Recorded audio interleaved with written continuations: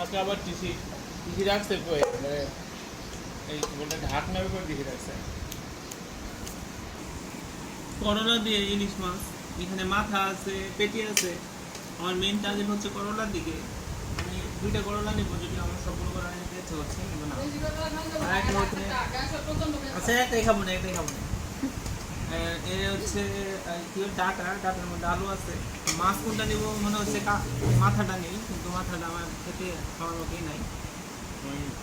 এই পেটিটাই নিলাম, পেটি মানে গাড়া সহ পেটি। ঝোলটা নেই।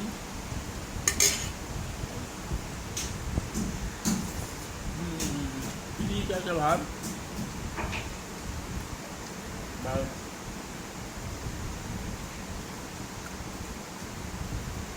একটু টিস্যু নেই।